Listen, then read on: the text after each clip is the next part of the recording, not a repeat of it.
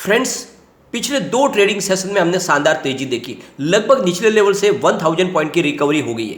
लेकिन अब मंडे के लिए एक बहुत ही बुरी खबर निकल के आ रही है यूएस से। ये खबर है जो आने वाले समय में बाजार पे ज़्यादा गिरावट की संभावना बना रही है। तो क्या है वो खबर, उसको अच्छे से हम डिस्कस करेंगे और जानने की कोशिश करेंगे क्या बाजार में हमें गिरावट फिर से देखने को मिलेगी। और यहाँ पे अगर आप देखें तो रसिया से भी एक खबर निकल के आ रही है जो बाजार के लिए निगेटिव है। दूसरी तरफ क्रूड ऑयल में निचले लेवल से फिर से उछाल आने लगा है और इंडियन रुपी तो वीक बना हुआ है। तो क्या ये सारे रीजन है जो मंडे को बड़ी गिरावट कर सकते हैं? तो इस वीडियो के माध्यम से उस सारी न्यूज़ और अपडेट को हम डिस्कस करेंगे और जानने की कोशिश करेंगे आखिर हमें मंडे को क्या संभावना बनती हुई दिखाई देगी। क्या जो तेजी जारी है वो लगातार आगे भी बढ़ेगी या फिर वापस गिरावट होगी? तो बहुत सारी बातें जिसको इस वीडियो के माध्यम से डिस्कस करेंगे। लेकिन फ्रेंड, उससे पहले अगर आप पहली बार हमारे चैनल पे आए तो चैनल को सब्सक्राइब कर दीजिए, एक बेल आइकन दबा दीजिए ताकि जब भी नया वीडियो बने पहला नोटिफिकेशन आपको मिले। वीडियो पसंद आए तो लाइक शेयर जरूर कीजिए। चलो फ्रेंड्स, वीडियो स्टार्ट करते हैं। मैं हूं आपका दोस्त SB दवे और हमारे अपने चैनल ऑनलाइन कमाई में आपका बहुत बहुत स्वागत है। सबसे पहले BSE सेंसेक्स की बात करें तो 52,727 पर आ चुका है, जहां पे 0.88% की हमने तेजी देखी, यानी लगभग 462 पॉइंट की तेजी थी। उतनी ही तेजी लगभग हमने थर्सडे को भी देखी थी। तो बाजार ने अच्छी खासी रिकवरी दिखाई, क्योंकि अगर आप देखोगे तो 51,000 का स्तर भी हमने देखा था, उसके बाद में अच्छा खासा बाउंस बैक है। लेकिन क्या ये जारी रह सकता है आगे भी? निफ्टी 50 की बात करें तो 15,699 के स्तर पर रही है, जहां पे 0.92% की हमें तेजी देखने को मिली फ्राइडे को। तो काफी मजबूत निफ्टी ने भी अपना सपोर्ट बनाया हुआ है। इंटरनेशनल मार्केट की बात करें तो यहाँ पे शानदार कामकाज होते हुए दिखाई दिया, लेकिन आगे अब संभावना बहुत ज्यादा निगेटिव बन रही है। अगर हम बात करें डाउ जोन्स की तो यहाँ पे 31,500 का स्तर पे क्लोजिंग रही, जहाँ पे 823 पॉइंट की बम्पर तेजी थी, यानी 2.68% अप था डाउ जोन्स। S&P 500 इंडेक्स की बात करें तो 3,911 के स्तर पर करीब 3.06% की शानदार तेजी थी। नेस्डैक की बात करें तो 11,607 के स्तर पर 3.34% की तेजी। रसेल 2000 इंडेक्स की बात करें तो 1,765 पर 3.16% की तेजी। तो आप देख सकते हो कि जबरदस्त तेजी का वातावरण इंटरनेशनल मार्केट में था। लेकिन ये कायम रहता तो बाजार में हमें भी और पॉजिटिव शुरुआत होती दिखाई दे सकती है। लेकिन इसके बीच में आप देखोगे तो बाजार में बहुत सारी गतिविधियां जो उलट पुलट हो रही है, उसकी वजह से ये जो तेजी है इसका असर हमें देखने को नहीं मिल सकता है। बात करें क्रूड ऑयल की तो निचले लेवल से जबरदस्त फिर से तेजी आनी शुरू हो गई है। WTI क्रूड की बात करें तो 107 पर है, जहाँ पे 3.21% की बड़ी तेजी है। ब्रेंट क्रूड की बात करें तो 113 पर है, जहाँ पे 2.79% की तेजी है। तो आप देखोगे निचले लेवल से फिर से तेजी आनी शुरू हो गई है और ये बाजार के लिए अच्छी बात नहीं है। अब यहाँ पे सबसे बड़ी बात है कि इंडियन रुपीज है वो भी काफ़ी कमज़ोर है। ये थोड़ी सी बात अलग है, थोड़ा सा वापस नीचे की तरफ आपको झुकाव आता हुआ दिखाई देगा। फिलहाल इंडियन रुपीज 78.25 पर है, लेकिन अभी भी चिंता वो तो बनी हुई है, क्योंकि इसने 78 के स्तर पर अपनी मजबूती के साथ पकड़ बना के रखी है और इसी वजह से अभी चिंताजनक बात है। क्योंकि अगर आप देखोगे पिछले एक महीने पहले तो ये 77 के आसपास था। तो ऐसे में यहाँ पे बाजार के लिए निगेटिव बातें बनी हुई है। अब यहाँ पे जो सबसे बड़ी बैड न्यूज़ है वो आ रही है अमेरिका से। फ्रेंड्स, यहाँ पे इंटरनेशनल मॉनेटरी फंड यानी IMF ने अमेरिकी आर्थिक विकास दर यानी GDP के ग्रोथ के अनुमान को घटाकर 2.9% कर दिया है। यस दोस्तों, बहुत बड़ी चौंकाने वाली बात है। इसका सबसे बड़ा कारण है अमेरिकी केंद्रीय बैंक की आक्रामक दरों की डिमांड में आई कमी।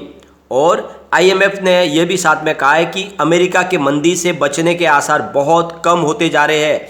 इससे पहले अप्रैल में IMF ने अप्रैल को अनुमान लगाया था कि 2022 में अमेरिका की GDP ग्रोथ 3.7% रहेगी। अब आप देखोगे उसमें जबरदस्त कमी की गई है। IMF ने 2023 के लिए अमेरिका का विकास दर का अनुमान 2.3% से घटाकर 1.7% कर दिया। वही 2024 के लिए 0.8% रहने का अनुमान लगाया। अमेरिकी अर्थव्यवस्था को कोविड-19 और मांग आपूर्ति में रुकावट, रूस यूक्रेन के युद्ध के कारण कच्चे तेल और खाने के सामान की ऊंची कीमतों से गहरा धक्का लगा है। तो आप देख सकते हो कि अमेरिका की हालत खराब होती जा रही है।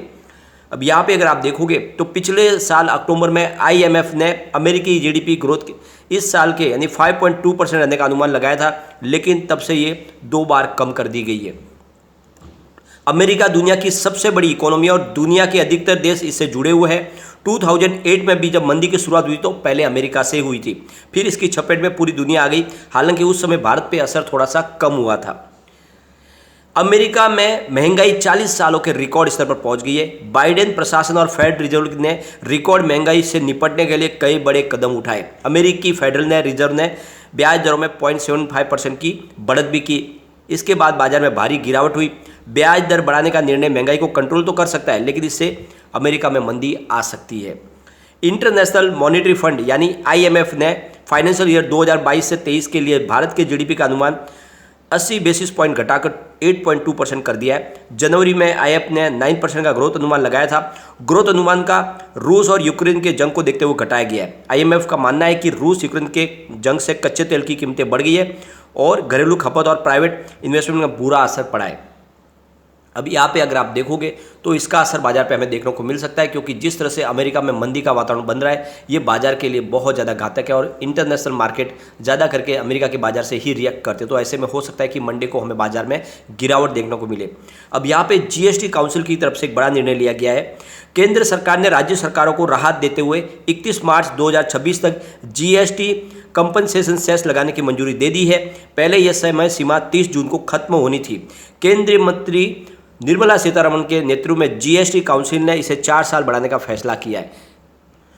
गुड्स एंड सर्विसेज टैक्स यानी period of levy and collection of cess rules 2022 के तहत GST कंपनसेशन सेस 1 जुलाई 2022 से लेकर 31 मार्च 2026 तक जारी रहेगा, यानी 4 साल का इसमें बढ़ोतरी कर दी गई है।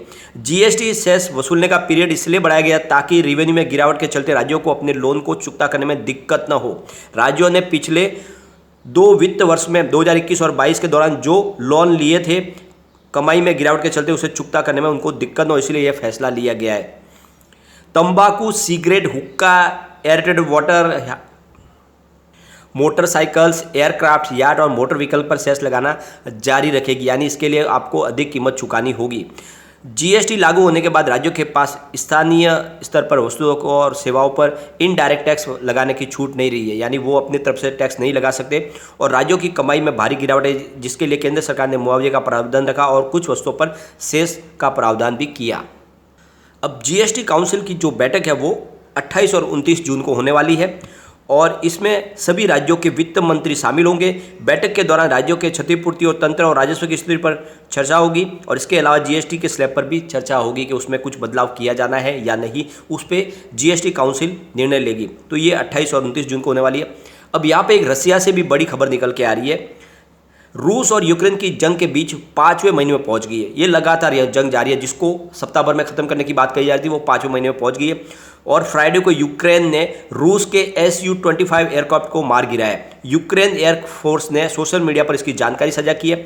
एयरफोर्स ने अपने बयान में कहा है कि 24 जून को माइकोलाइव स्थित 79 एयर असॉल्ट ब्रिगेड के वायु रक्षा डिवीजन के एक सैनिक ने रूसी एयरक्राफ्ट को मार गिराया है। इससे पहले 22 जून को यूक्रेन रूसी कैनों ने रूस की मिसाइलों को, ड्रोन को भी गिराया था। अब यहाँ पे अगर आप देखोगे तो यूरोपीय यूनियन लगातार इनको मदद भी कर रही है और आप देखोगे तो यहाँ पे जो कहा जा रहा है कि 9 बिलियन यूरो की मदद करने का ऐलान किया गया है यूरोपियन यूनियन परिषद की तरफ से। तो इसका मतलब यह है कि युद्ध रुकने के फिलहाल कोई आसार नहीं है, लगातार उनकी यूक्रेन की हेल्प की जा रही है और इस वजह से यह युद्ध लंबा खींच रहा है। और इस वजह से जो अभी भी जो टेंशन का माहौल बना हुआ और इसी वजह से क्रूड ऑयल की प्राइस फिर से उछाल मार रही है और इसी वजह से लगता है कि आने वाले सोमवार में हमें फिर से बाजार में गिरावट देखने को मिल सकती है। लेकिन वो गिरावट कितने रहेगी, क्या बाजार पॉजिटिव क्लोजिंग देने में कामयाब रहेगा, ये हम मंडे को ही जान सकते हैं। लेकिन इस समय हमें धैर्य के साथ बाजार में बने रहना है। आप ये देखोगे तो FI की जो एग्रेसिव बिक वाली थी वो भी कम हुई है और यहाँ पे अगर आप देखोगे तो क्वालिटी स्टॉक में फिर से खरीदारी की शुरुआत हुई है। तो आपको भी अच्छे स्टॉक पिक करना चाहिए डिप में और आने वाले समय में उसमें अच्छा खासा प्रॉफिट देखने को मिल सकता है। तो ये निर्णय लिए जा सकते हैं। लेकिन फ्रेंड, कोई भी इन्वेस्टमेंट करने से पहले अपने फाइनेंशियल एडवाइजर से बारे में ले ले या अपना खुद का रिसर्च करें, क्योंकि मैंने वीडियो आपके एजुकेशनल पर्पज के लिए ही बनाया। वीडियो पसंद आए तो लाइक शेयर जरूर कीजिए और चैनल को सब्सक्राइब कर दीजिए। Thank you.